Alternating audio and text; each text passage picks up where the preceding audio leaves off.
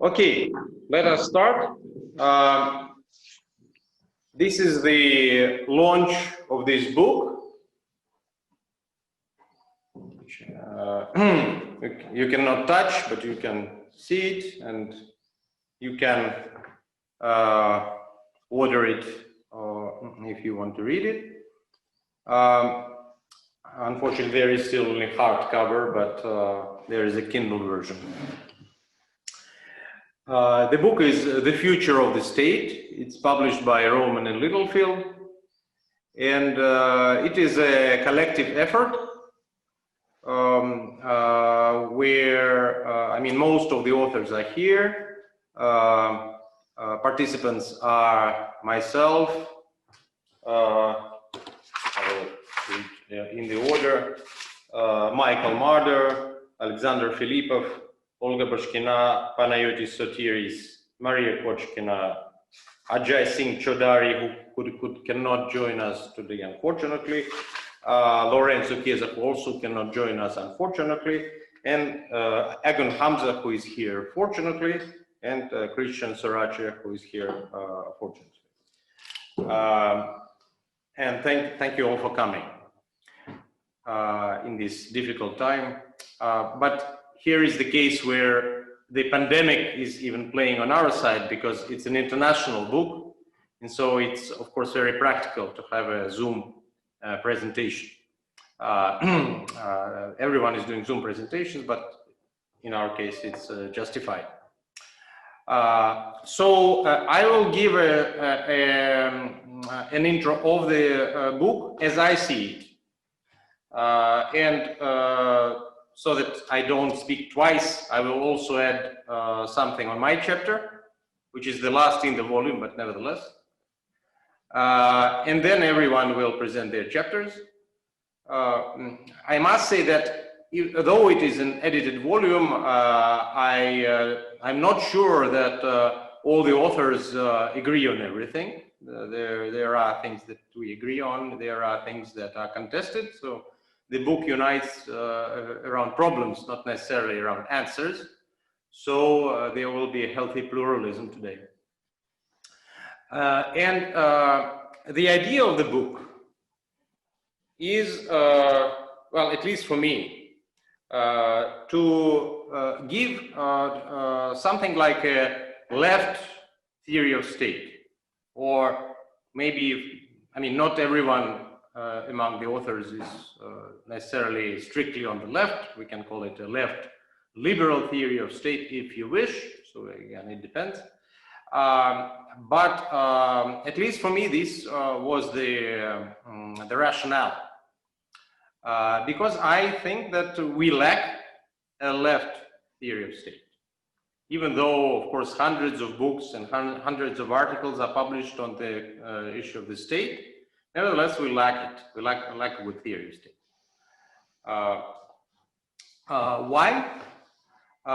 Because the existing theory of state on the left, if it exists at all, is anarchist. It's a theory that I call, generally speaking, Marxo-Weberian. So actually, it's a theory that is shared by both Marxists and liberals. And some of the Marxists are liberals too, I must say. Because it builds on the idea of the state as narrowly the late modern state, and therefore the state as both bureaucracy, the bureaucratic apparatus, and the apparatus of violence. And Weber and Marx agree here, with the difference that, of course, Weber likes it and Marx doesn't, but their diagnoses are generally speaking the same. And even not only Marx himself, unfortunately, he is complicit here, but the neo-Marxism, particularly that starts with Poulantzas and continues with many specialists on state, they share this narrow understanding of state. But, well, one problem is that we don't have an affirmative theory of state. So if perchance the left parties, and they exist, I mean, some of us here, like Agon, are even active in such parties. And Panagiotis is also a very important political actor. I don't know exactly about his party allegiance. He will tell us. But do we know what we do with the state if we come to power? If the state is the capitalist organ, then apparently it should be smashed, as Marx and Lenin used to say. Okay, but then what is it replaced with? And then we come to the second problem, which is that state being used as a narrow technical concept relating to the late modern state. We don't really have a word, a normal concept that would describe the political organization as such. As you know, the technical term for this is polity. But who really speaks about polity in the public sphere? In politics, it's a very exotic word, only for scholars. So there is a certain vacuum. And as I claim here, this is not only a conceptual cleavage, the cleavage between the state in the narrow sense and state in the general sense. But this conceptual terminological cleavage represents a certain ontological cleavage, a certain deadlock. Because in reality, we have this indeterminacy, this ambiguity. When the authorities want, they present themselves as this narrow bureaucratic apparatus or apparatus of violence. And when they want, they, the politicians, speak about the great traditions of their nation state, the use of the values of state as the unity of the people. So they use a very common sense or the 19th century version of state, if they want. So this ambiguity is the symptom or even the quality of contemporary politics. If Claude Lefort famously says that, you know, the state is disincorporated, that there is a vacuum of power, well, this is exactly the case. But unlike Lefort, I don't think it's a good thing. It allows the authorities to act on the conditions of alibi. How to say in English? Alibi? Alibi. Alibi. When they can always hide behind this veil of being just technical actors or just petty bureaucrats, if they want. And one of the chapters, Maria Kochkina, who is on my right here, she actually gives a close reading of a very good book by Jason Lindsay, which is called The Concealment of the State. He shows that the neoliberal state is in the state of constant concealment. But I think generally speaking, the concealment is this condition under which this marks of Weberian state exists. Now, for me, particularly in my chapter, the big question is also a democracy. There is a tension between democracy and state. And if we have a democratic state, we constantly run into contradictions. We now experience a very large-scale crisis of democracy, which is also a crisis of state, by the way. But this has to do with their mutual tensions. Indeed, I mean, the rhetoric of democracy is less and less credible the lower strata of the population are underrepresented. They themselves turn away from politics. If they turn to politics, they are immediately accused of being populist, which is a kind of a strange kind of word, because how can you be populist in a bad sense if you claim to be a democracy? Populist is a democrat in Latin. This is a very strange and symptomatic situation. And also, of course, there is a vacuum or deficit of democracy on the international level, where the promotion of democracy happens at the expense of collective actors, which, generally speaking, is also undemocratic. Therefore,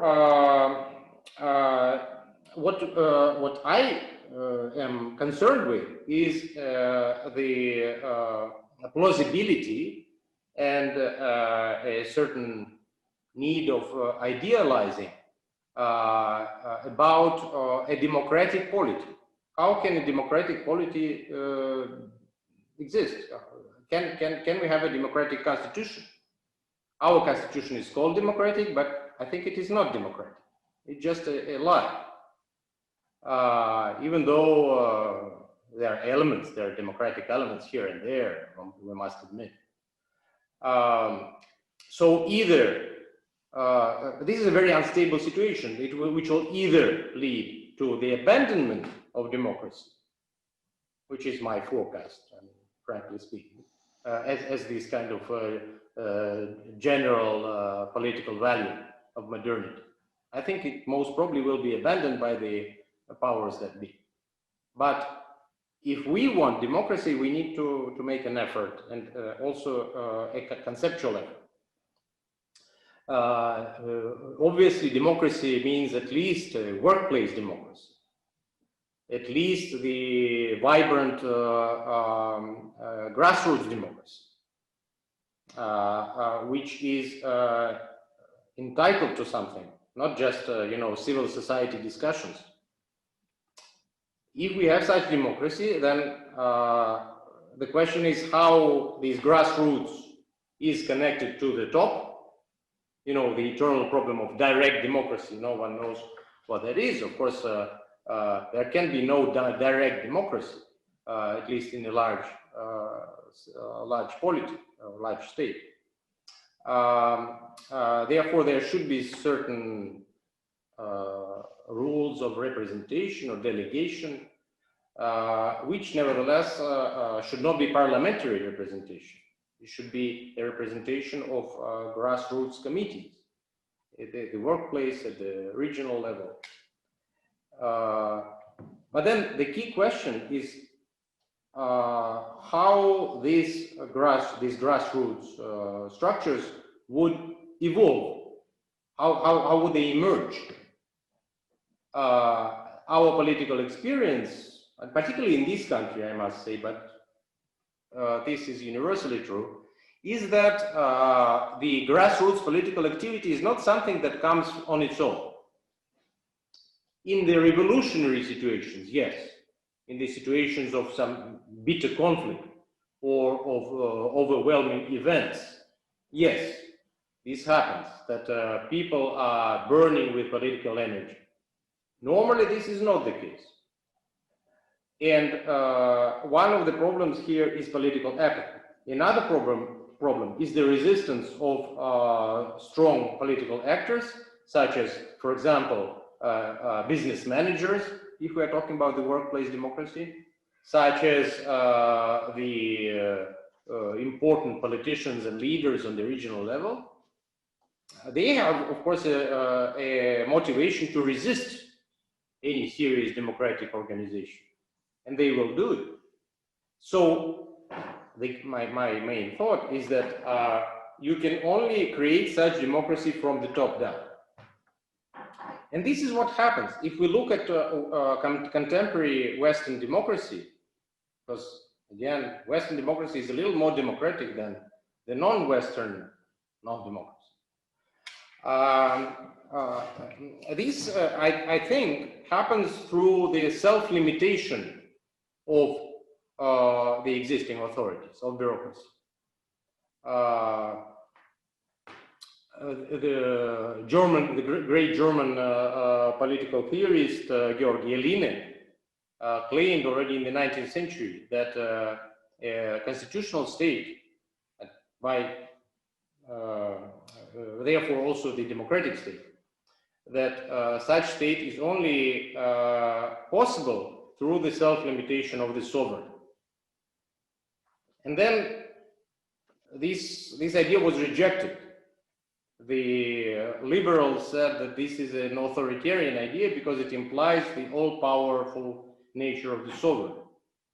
But wait a minute, I mean, we cannot, maybe we don't like the sovereigns, we don't like people who have authority, but they exist.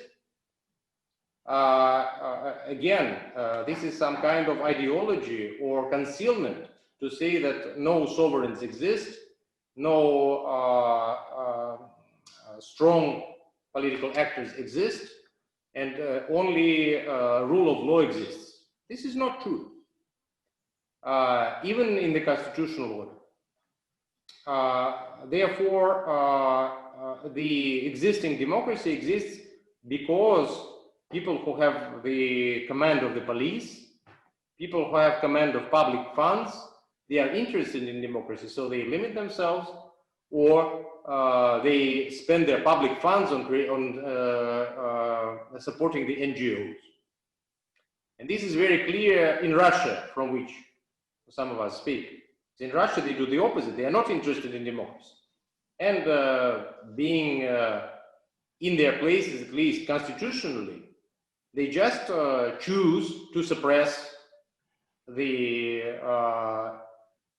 formally illegal demonstrations. They follow the law formally. They choose not to support the NGOs that are free, that are more or less autonomous.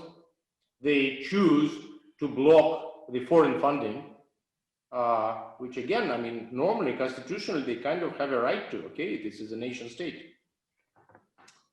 And all of this leads to the destruction of democracy in our Russian case. So democracy exists when there is interest in it, both on the bottom and on the top. And I call it a circle of mutual authorization.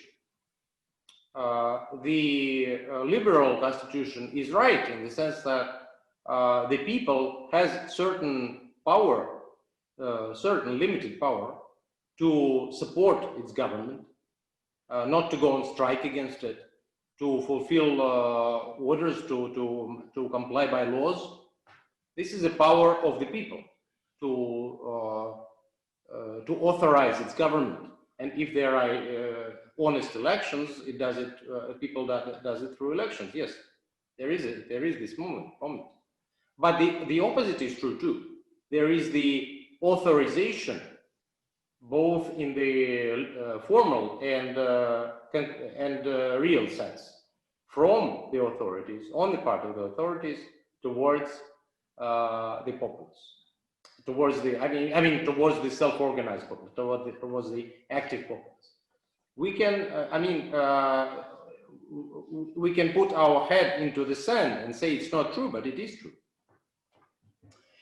And this is very important because when we take power, if we take power, then we would have to take account, to take this into account, to build a constitution that would provide for the leaders to authorize the grassroots democracy, to limit themselves, to be tolerant, but also to actively promote the self-organization, even against the will, let's say, of business managers, of CEOs. Again, I think that the key is the democratization of the workplace today, and this should be done through constitution. And another key, and this is part of, I have a certain utopian project there, which may look a little funny to some, but it is meant that way.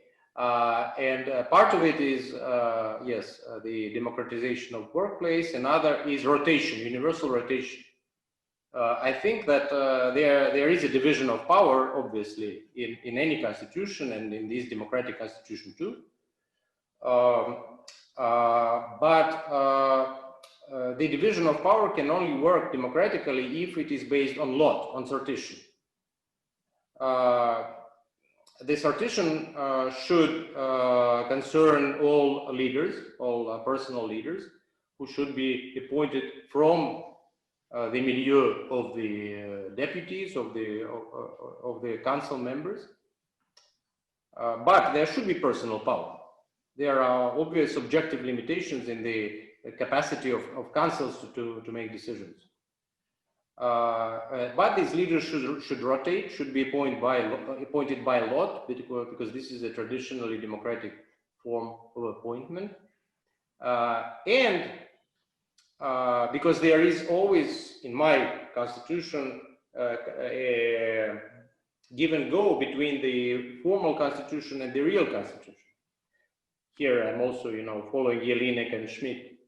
The real constitution requires sortition in the society too.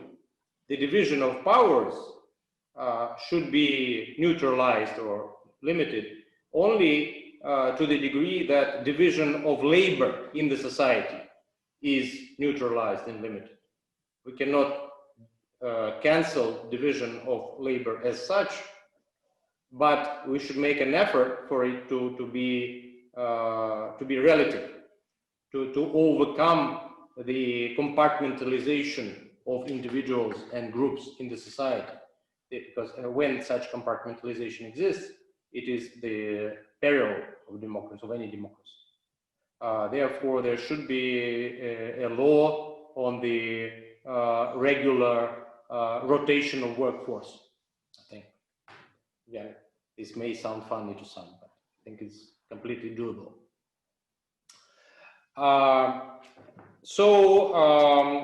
The last thing maybe I'll mention, it's a long text, so you can look into detail, is that such a democratic polity can only work, it works under the condition of self-limitation from above, but also from the bottom.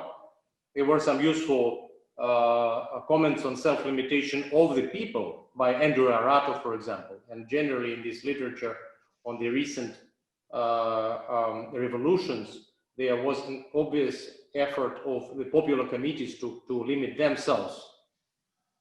Not always it worked to their favor, but nevertheless, it is something that objectively happens.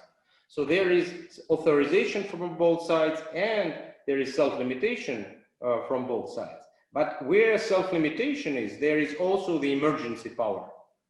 And I have a passage on Jelinek and Schmidt in this context. I think they are very close. They just disclose complementary elements of the authority structure. So unfortunately, even if we are Democrats, and again, many here, or many from you here will object, but I think we have to keep the prerogative of the executive, because otherwise this ultra-democratic regime, it can be very destructive. We should remember about negativity. So I do envision the emergency powers to, let's say, to block a violent right-wing coup d'etat, if it happens, because it can happen for these institutions. Respectively, the people have the right to revolution or the right to resistance under the medieval, legal traditions. It is absolutely envisionable. This doesn't mean that anyone can do a revolution at any moment, but such a right to resistance or right to revolution can be thought through and put into the books, so that actually a certain violent opposition or even suppression of revolution doesn't lead to the destruction of the political force that is behind it. There is a dialogue required by this right. It doesn't mean that revolution simply happens, but there is a dialogue. So there is a negativity built into this constitution. Therefore, in my version, it's called Civitas Paradoxa. I decided to call it in Latin. You could also call it Civitas Dialectica, but I thought it would be an anachronism because dialectics in this sense is a modern invention. So I called it a Civitas Paradoxa. So I shut up. As I promised, I spoke long because I presented my intro and also my chapter. But then to conclude, I will just say that there are several types of chapters here, so, which I grouped in a certain way when I composed the table of contents. Michael Marder, Alexander Filippov, and Olga Bashkina, they think about the idealistic and constitutional side of the state, and they defend it also against the Marx-Weberian theory in a way. They defend the legal existence of the state as an ideal unity, which is indestructible through any empirical circumstances.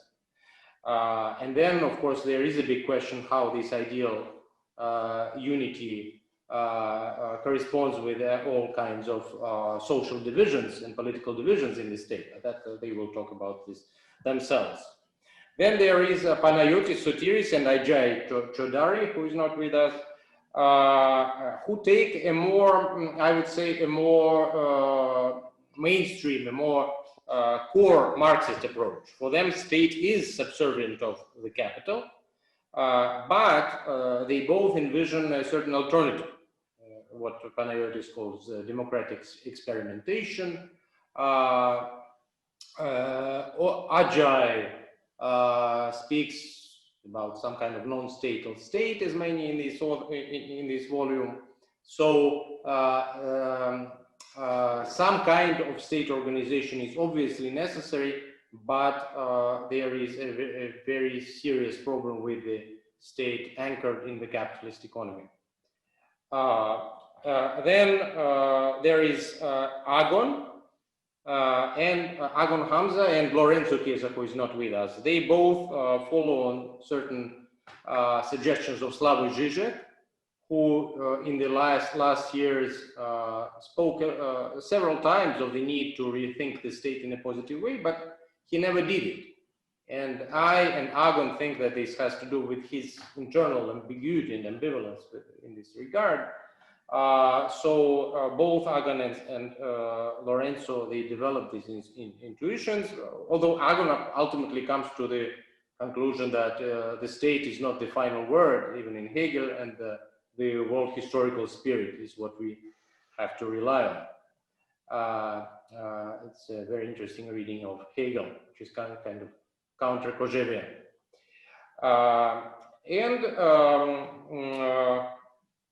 And as I said, there is also Maria Kochkina's chapter, which is closer to my approach and what I just said, because it has to do with the critique of this alibi structure and the corresponding. She's also critical of the democratic language as such, more radically than I. So that's it. And now we will. Yes, and you can put your questions in the chat room. But also after we all finish, of course, there will be a discussion. But you don't need to hold on to your thoughts or questions. Just put them into the chat and into the Zoom chat. Now we proceed to Michael Marder. Thank you, Artyom, for organizing this event. And I have to correct you slightly. I would characterize my approach as a phenomenological ontology of the state, precisely trying not to be idealist about it, but to describe it as an existent unit. Sorry, no, for me, idealism is a positive word. I'm a Marxist idealist. Right. Yes. And so this approach is rooted in a larger theory of political categories that I gathered into a book form, this book came out last year, titled Political Categories, Thinking Beyond Concepts. In relation to the state, the question for me is double. The first is, how can we understand the state as a phenomenon with the help of classical, that is Aristotelian and Kantian categories? And then the second side of the same question is how political forces, including those that are collected in the state, how do they mold the apparently apolitical neutral categories of intellection beyond the influence of the ideological state apparatuses, as Althusser calls them, right? How do political forces and processes mold our very categories of understanding? I will not go into the full categorical portrait of the state. You can consult the chapter in the book for that. But I want to focus on just one category, the one that I begin with, and that is positionality. It's a category that we find in Aristotle, but not in Kant. Obviously, a position or thesis, right? So in relation to this category, I write in the chapter that to be in a state or to have a state is to take a stance in a given place with or against others. So it is not really the standing of the state that is at stake here, but the standing as the state as standing in and of itself. Derived from the Proto-Indo-European root sta, it means to stand, to make, or to be firm. In Persian and Slavic languages, this root gives rise to the word stan, which in addition to signaling where one stands, names the being country of a country, such as in Pakistan, Uzbekistan, or Afghanistan. A position, a posture, a status, the state is the response to an existential question. How and where does one stand? And how does where one stands itself stand? It harkens back to this category that we find in Aristotle, the positionality of theses, and standing or stasis as a variation on the theme of theses. Of course, stasis in itself, as we know, embraces the mutually contradictory significations of stability and tumult, stagnation and civil war, for instance. And in that sense, the standing of the state is internally weakened, is internally contradictory. There is the position and the state that it epitomizes it are divided against themselves.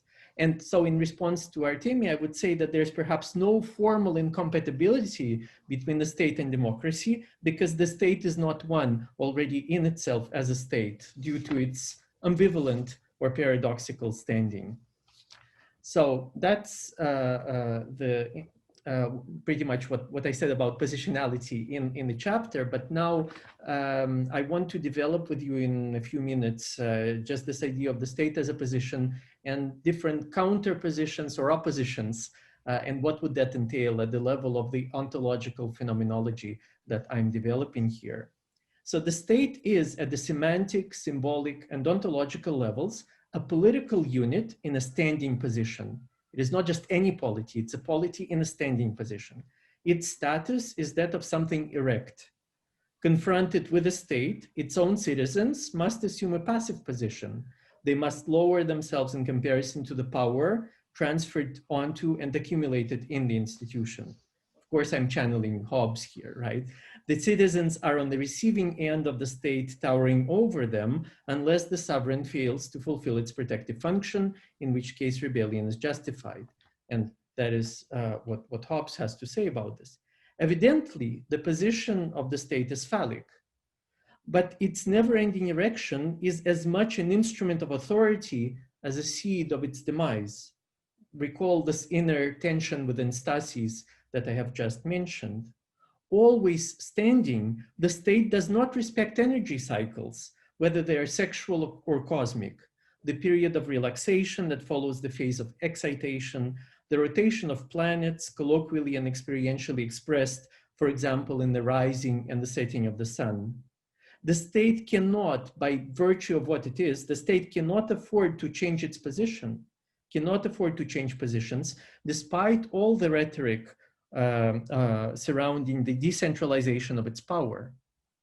It is a faithful inheritor of the phallic solar fetish in politics, of the Sun King who morphs into the sun that never sets over the British and other empires.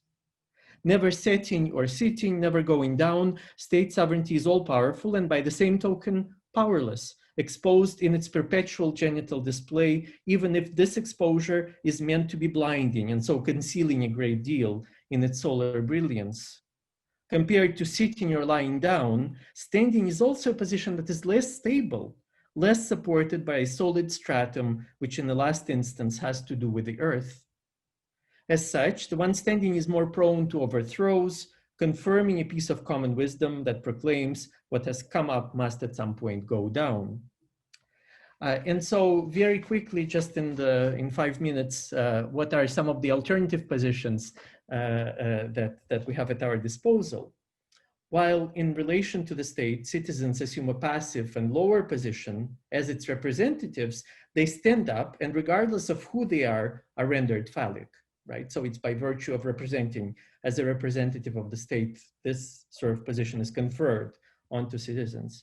We should interpret a standing army in this vein. The admission of women into army ranks is therefore not quite an advance in gender equality, but another mode of submission by identification with phallic authority. Effective resistance then should not buy into the typical liberal demand to be accepted into the expanding domain of the proudly erect center. Instead, it should take another position, sitting or lying down, and that's what I want to turn to next, into account. Perhaps these are the positions from which the dominant standing could be undermined. Now, sitting seems to be more pacific than standing and also more stable, as well as presupposed by the state. The seated bodily position is also ambiguous compared to standing because unlike standing, it does not reveal the sexual organs of the one who sits. To us hypermoderns, being sedentary sounds like the negation of mobility, a symbol or a symptom of the feudal past, of a fixed political economic order where the lords and their serfs were attached to specific plots of land. Human settlements, and that's what's presupposed by the state, settling down, sitting. Human settlements are fundamentally agrarian, inseparable from the places of plant cultivation and phenomenologically aligned with the sessile nature of vegetal existence, something that we are rediscovering maybe in some of the lockdowns now. Nowadays.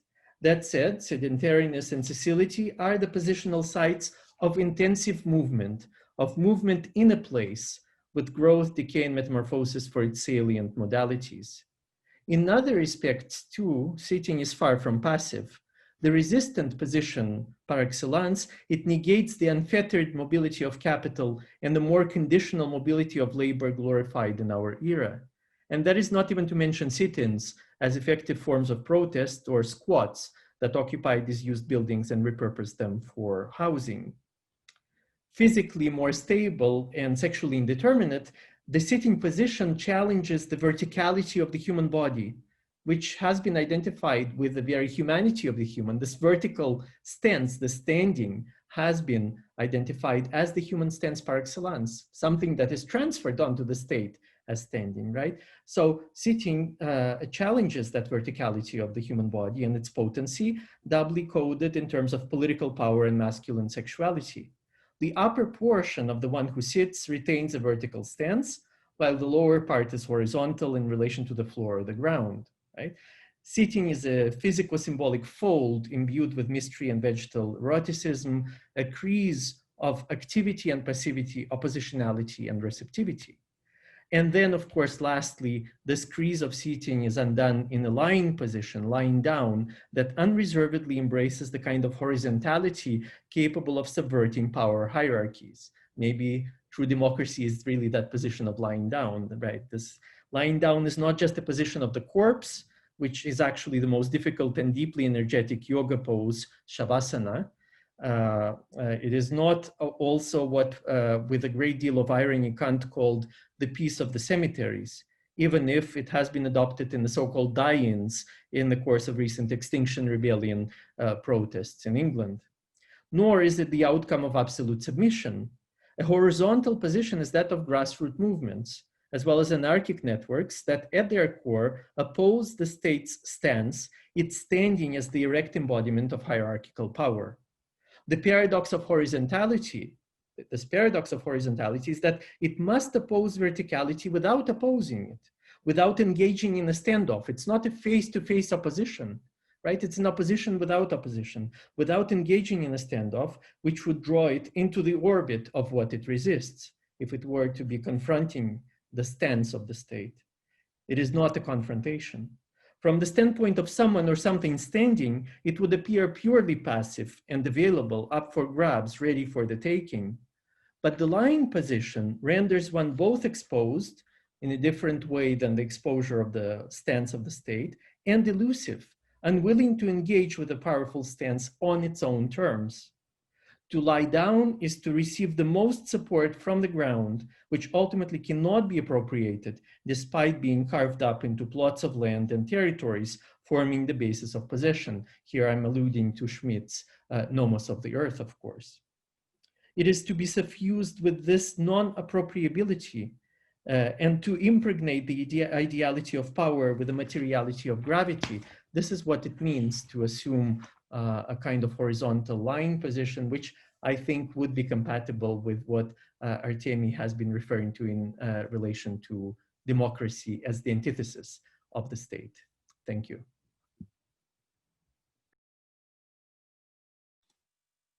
Thank you. Thank you, Michael. Again, you can ask questions, make comments in the chat. Our next speaker is Alexander Filippov from the High School of Economics, Moscow. Hello.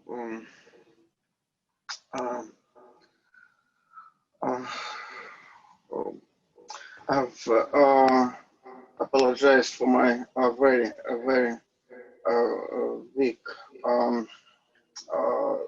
internet network, and I think for the solutions for the 2 or 3 months, and maybe I will solve it next week, but not now. And so it means that you will not see my face, or do not hear my voice. I must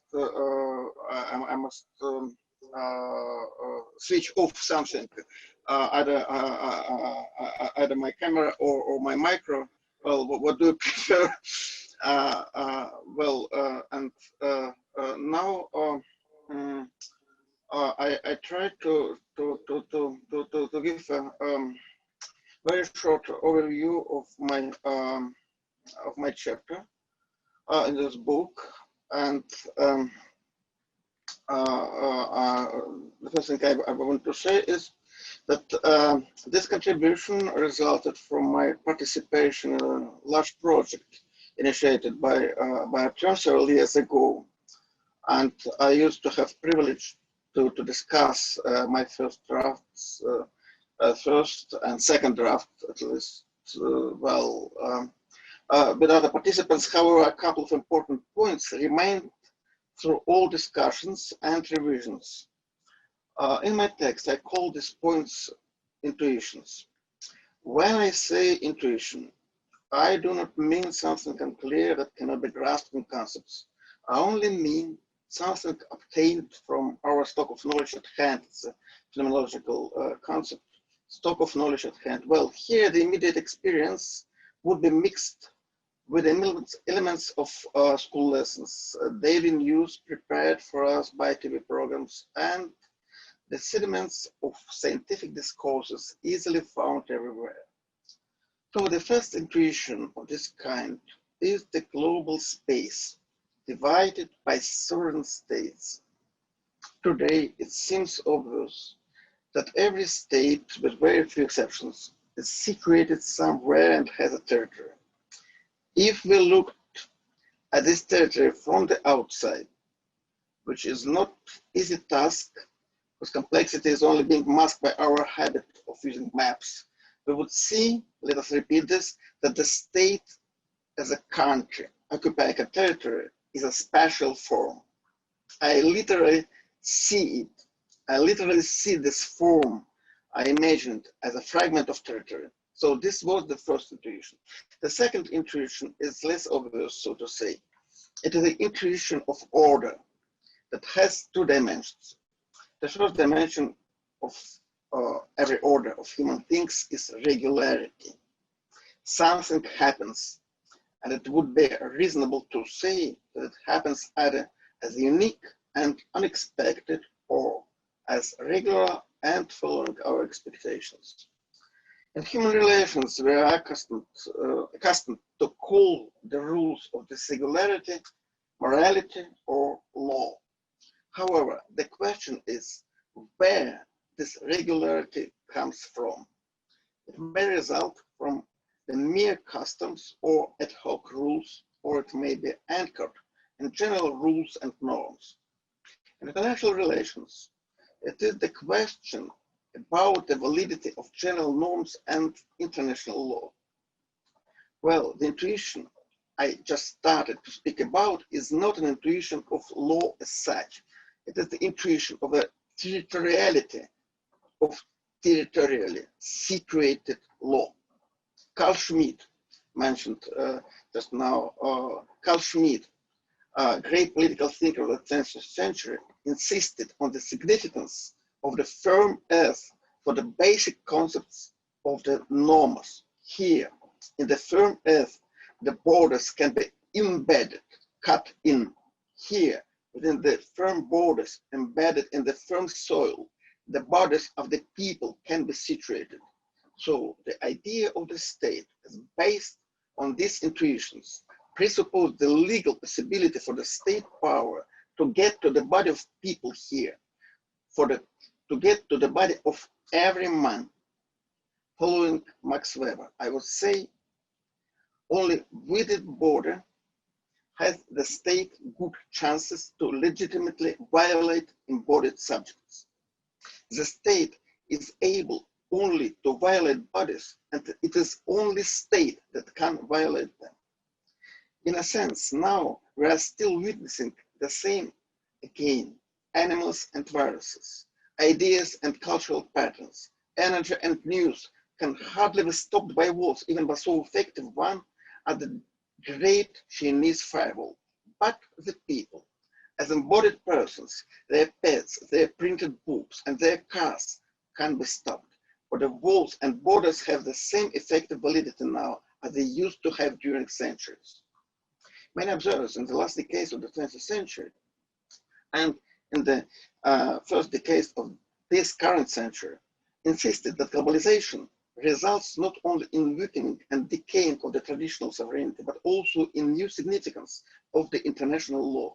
The main aim of my paper was to demonstrate the changes of the idea of the international law as a context of ordering activity of states and their interrelations. For me, international law is of particular interest as it seems to challenge the state-bound logic of distinguishing between the internal and the external, the territorial status and sovereignty of the state. On the one hand, the legal norms contain the rules of solidarity, subordination, and procedure. The general distinction between the legal and the non-legal for those who live within the state is established by the people, who grant themselves a constitution. On the other hand, these norms cannot be created arbitrarily by the sovereign or the individual or collective, but are regarded as the expression of the universal law. For the citizen, they can be a chance to escape for freedom, to be a resource of humanity. Is it possible? In my chapter, I started with a short review of approaches to the international law, paying special attention to the traditional distinction between natural law, lawful nations, and civil law.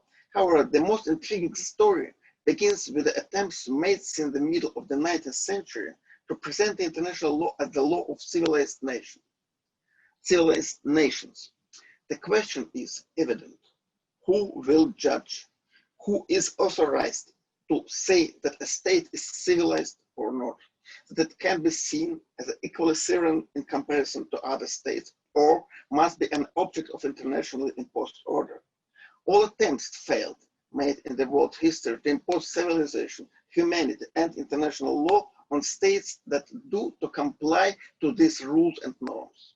Now, when the term civilized becomes purely technical, it is used in the statute of the International Court of Justice. However, it does not serve as a discriminating principle.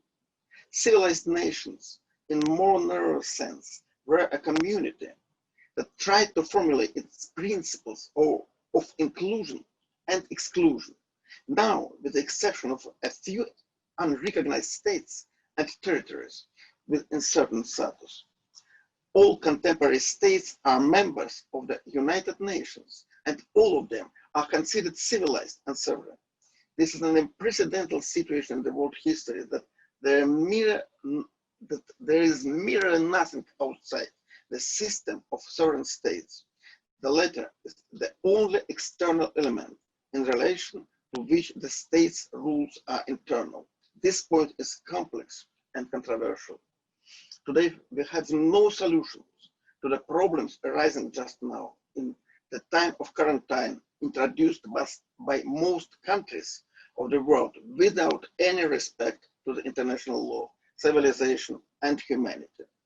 Technically, general rules exist, and the principles of the international community would not be questioned. However, there is in many important cases no legal order outside borders. We could assume, coming back to the beginning, that the porosity of borders, porosity for the bats, cats, and viruses, I would like to add now, and the existence of separate paths and regions that do not fit into the simple logic of the internal and the external, do not speak against the basic intuition of the state form, but only indicate its relative weakening. We see that the understanding of the container state and the space in which it is located is changing from era to era. We see that the spaces of legal regulation are complex and, most importantly, they are arranged differently at the same time for different observers and participants. The most difficult here is not to identify and confirm the main trend, but to keep in view several trends. New types of regulation emerge constantly. Relativizing state borders and rhetoric appeals to international law in its usual forms meaningless, but only in part. The new concept of law would be based on the flexibility and diversity of regions and flow of transitions. Thank you. Thank you.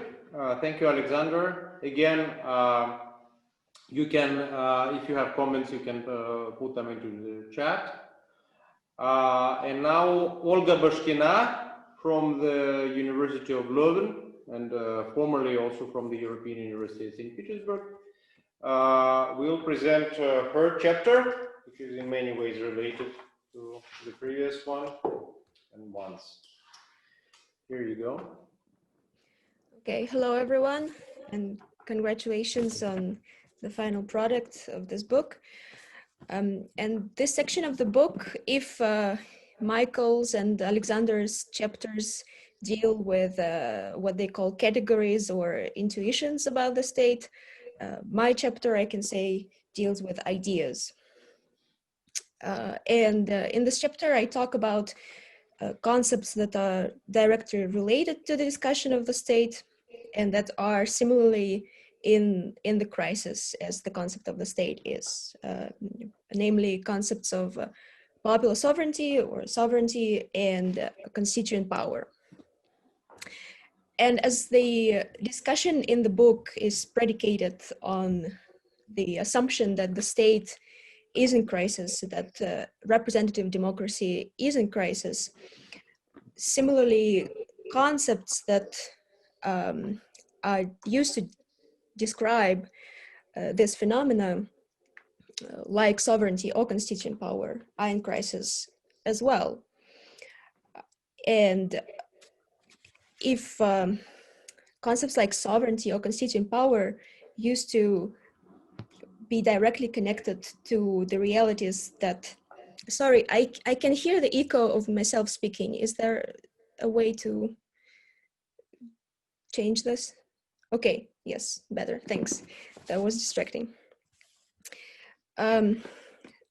So if concepts like sovereignty would predicate, would talk about the autonomy or independence of the people of the state, and constituent power would describe the source of the norms that the state is governed by, with the crisis of the state, these concepts themselves lose their descriptive and normative potential. And contemporary theory divides in how it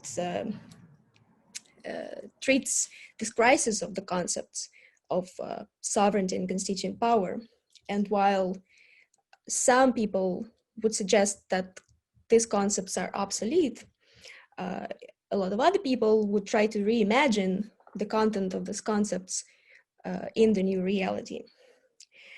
So that what happens a lot with sovereignty and constituent power, but with this reimagination of old concepts, often comes the confusion as to what this concept can mean.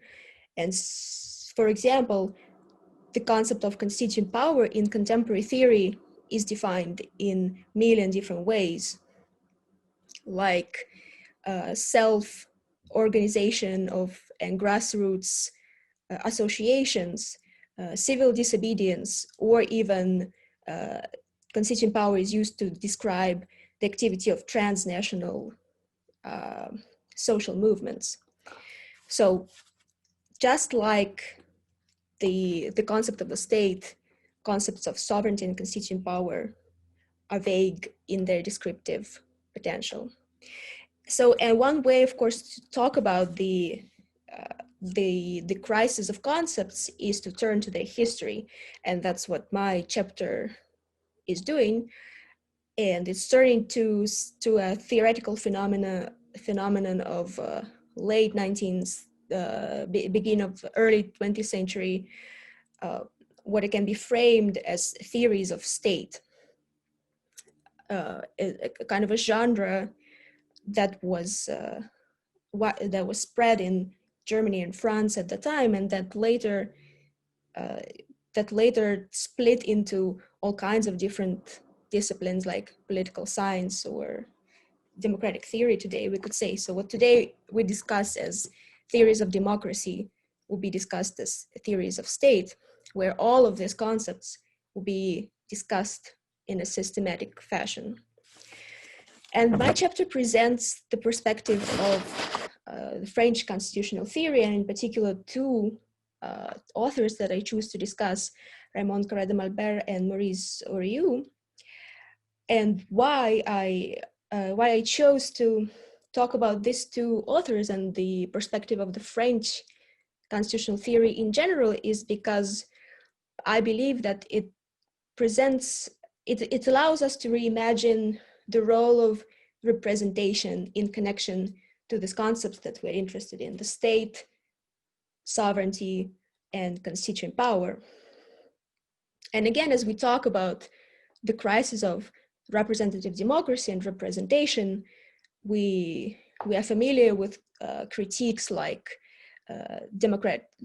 pertaining to democratic deficit and the lack of real representation. And we used to treating the idea of representation in such a critical way. And what is valuable to my mind in this perspective of French constitutionalists is a kind of a wider treatment of the concept of representation that surpasses this mere functional understanding of representation as, let's say, transitioning views from the bottom to a central representative organ, to understanding representation in, we can say, symbolic way, that representation is not only functional, but also manifests itself in ideas as such, in ideas of the state, in ideas of sovereignty, in ideas of constituent power. So representation in this sense is, again, like I'm saying, not merely functional, but has an ontological role of constituting a democratic polity. And what, for example, one of the authors that I'm talking about, Maurice Oriou, in the Kantian vein, calls directing ideas that are expressed in, let's say, the constitution of the state, and that are connected with the ideas that we not only use to describe the state as a phenomenon of our analysis, but that we ourselves hold as beliefs about the world that we live in. So this function of representation as ontological is also phenomenological, what Michael was talking about. And of course, for the authors that I discuss, their goal in emphasizing this kind of unifying role of representation, or constituting role of representation, is to come up with the concept of unified nation, or what they call national sovereignty, that they oppose to popular sovereignty in its revolutionary, subversive dimension. And they may be not as well, or not interested at all, in theorizing and understanding a more critical element of constituent power as a tool of putting into question, the dominant order, and however, that dimension, that representative dimension that they theorize, is, I believe, very interesting and crucial in discussions of state and sovereignty today and in our discussion. And in thinking in what Artemy started with in his talk, in thinking about what democratic constitution would look like and what it would do, I would maybe like to pose a question of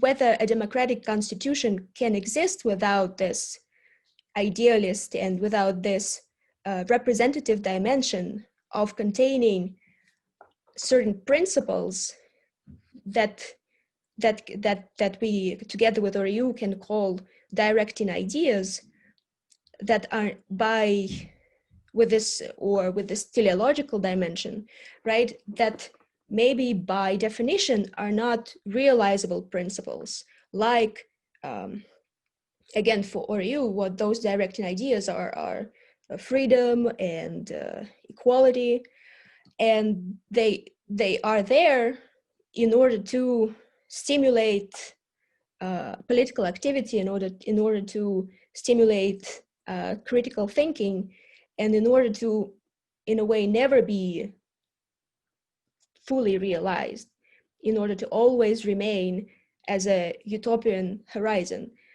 And the second question, so my first question for us is whether democratic constitution can exist without this representative dimension, teleological dimension that the French constitutional theory gives us an ability to think about.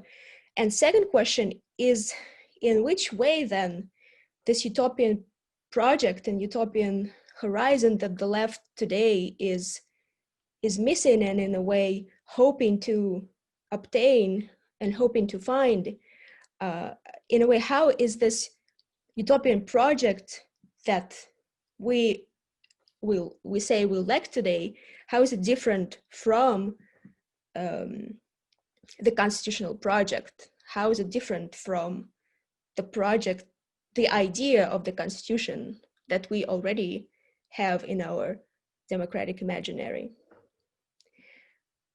I would end here. Thank you, Olga. Again, I remind that you can comment in the chat room. And without further ado, let's go on. And our next author in the order of presentation is Panagiotis Sotiris, whom you all know, of course. Panagiotis describes himself as an independent scholar, right? Or maybe this changed. Okay, so you can introduce whatever you want yourself. Okay, first of all, many thanks, Artemy, for the opportunity to be part of this really important book. Well, the main question in my chapter, which is, I don't know if it's mainstream Marxist, in a way it goes back to this classical Marxist idea of smashing the state and what it means.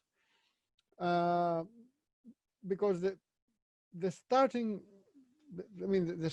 point is that the state is back, and we're discussing again the state, and we're discussing it both in the extent of its coercive aspects, but at the same time, if we look at the demands of those political movements that self-define as left or even radical left, there is a demand for more state intervention. There is a demand for more state intervention in the economy, more state intervention in regards to health and protection. The pandemic is an example. There is a demand for greater state intervention in regards to environmental protection and tackling climate change, etc.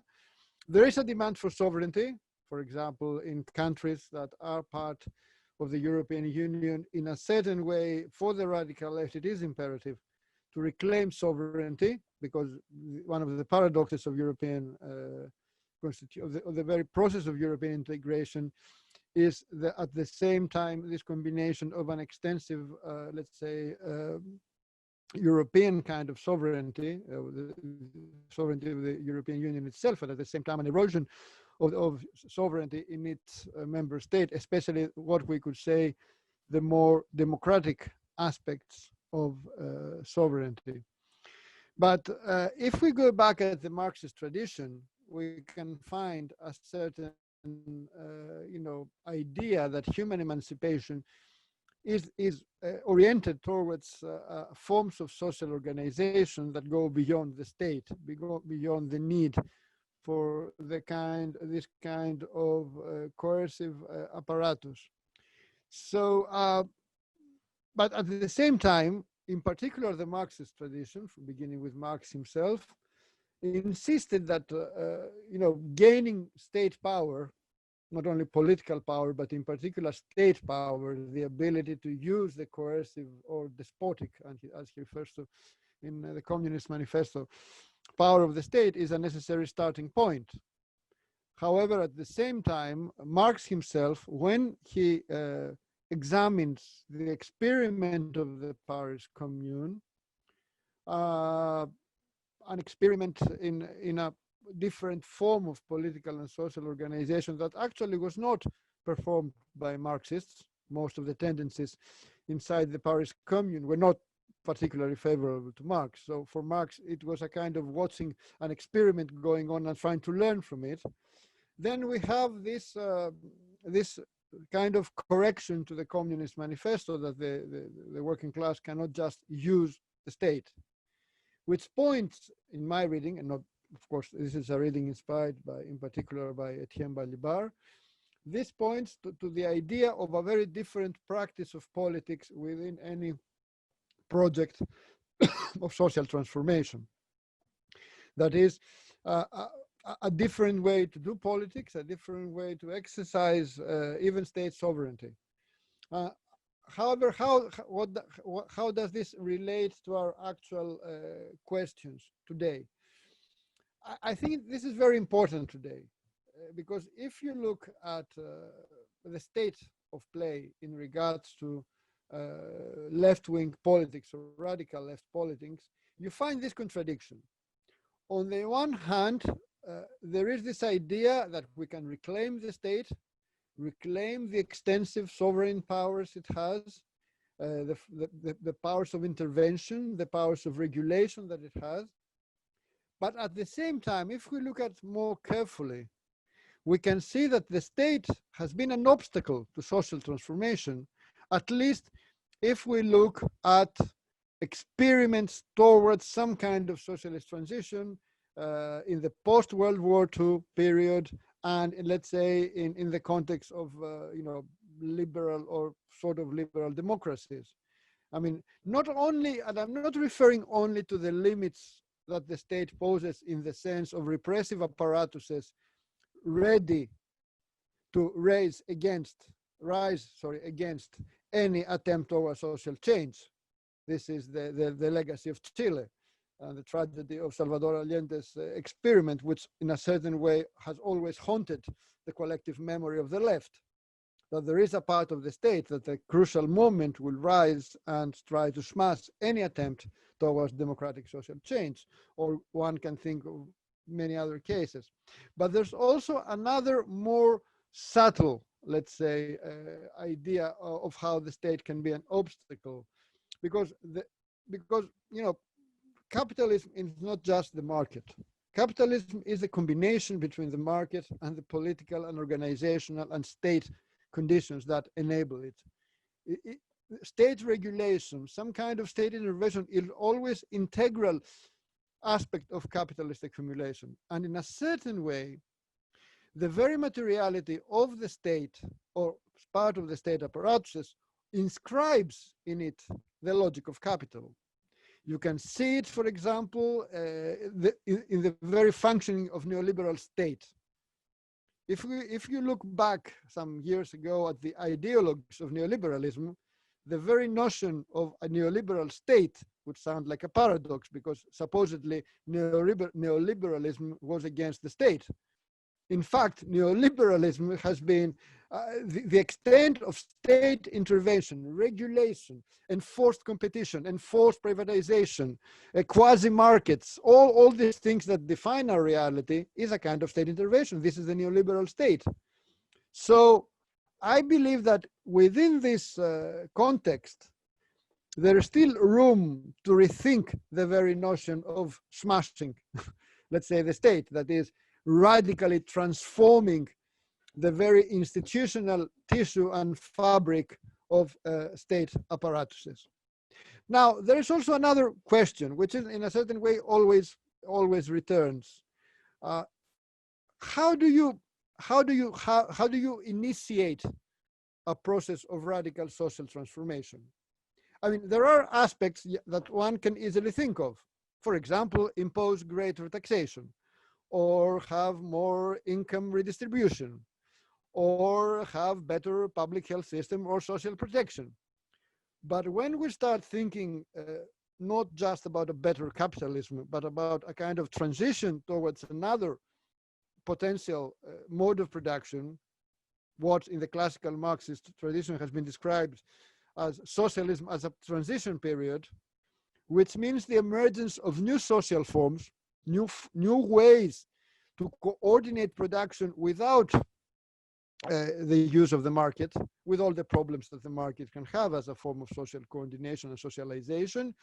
When you look at how do you create forms of exchange that are based not just on exchange value and the fetishism of value form, but on solidarity, etc., etc., these social forms, which require, in order to acquire, let's say, the equally natural character that the market has for us, the market seems something like very natural. How can a different social organization be equally natural? This is an historical evolution. This is an historical process, of course. But in order to have such kind of historical process, you need to have some sort of historical experimentation. You have to liberate the potential of people trying to organize in a different way. And this is not going to be just a simple process. This is going to be a confrontational process, a process of struggle with all the remnants of capitalism and the logic of capitalism, even within a socialist tradition. And this is also a political question. This is not just about experiments in production. This has to do also about power. This is a power struggle. That's why I go back in a certain way into the idea of an attempt to rethink that old Leninist idea of dual power.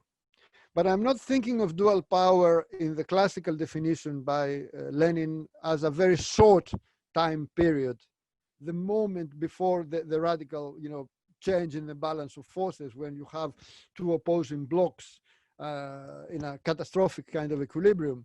I'm seeing it as as a process, a kind of a dual power of long duration, as a way to have both initiatives from above, let's say from new forms of popular sovereignty and new forms of democratic socialist governance, and new initiatives from below in a relationship that can be both symbiotic but also conflictual and agonistic, with movements from below asking for more, and at the same time resisting attempts to things to go back into the former situation. So that, and I think it is within this conception of dual power, and that you can think the political conditions for unleashing social experimentation and collective ingenuity to help and enable the emergence of new social forms and their reproduction as part of a contemporary form of, let's say, socialist transition, and as a process of constant politicization. Because I think that one of the limits of the classical Marxist thinking was this kind of idea that there is an end in politics, that communism is the end of politics, that instead of governing of people, of persons, we have the management of things. I think this idea, which in fact is not Marxist, it's Saint-Simonian, is a kind of a technocratic post-political utopia. No, I believe in an idea of constant repoliticization and thus democratization of social forms and relations, including state forms. And this, how are we going to envisage this? How are we going to think it in terms of new forms of constituent power that enable this duality of powers? This is for me, one of the most challenging aspects of any attempt to rethink, radical left or communist or whatever you want to name it, politics today, but also one of the most urgent today. So that's basically the idea behind this chapter, and I do believe that this is a debate, including the entire debate of this book, of this collective volume, that is more than necessary in contemporary discussions. We do not have the luxury of not doing serious theoretical work on such questions. And again, many thanks for offering me the opportunity to be part of this fantastic book.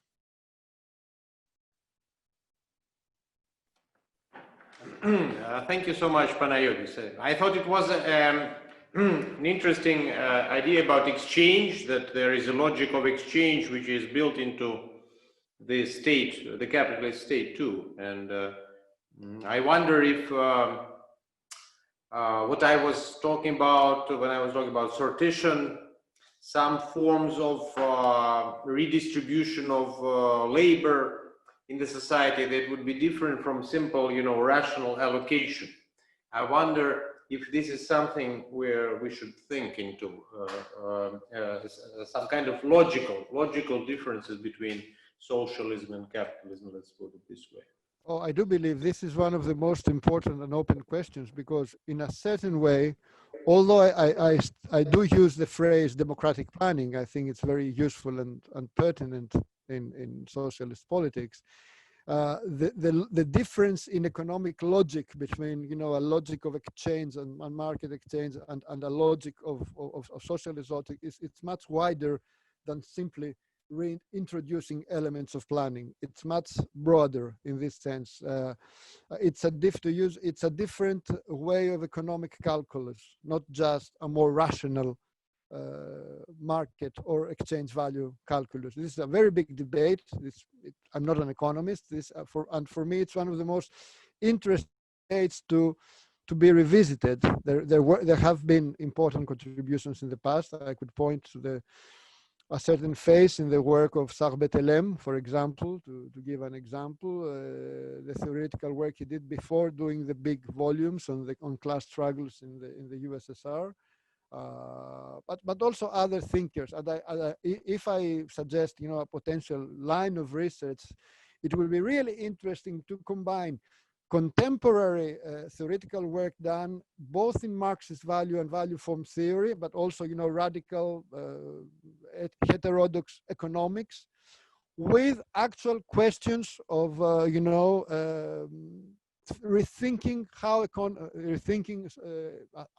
the organization of the economy beyond simply thinking in terms of, you know, redistribution and rational allocation of natural resources.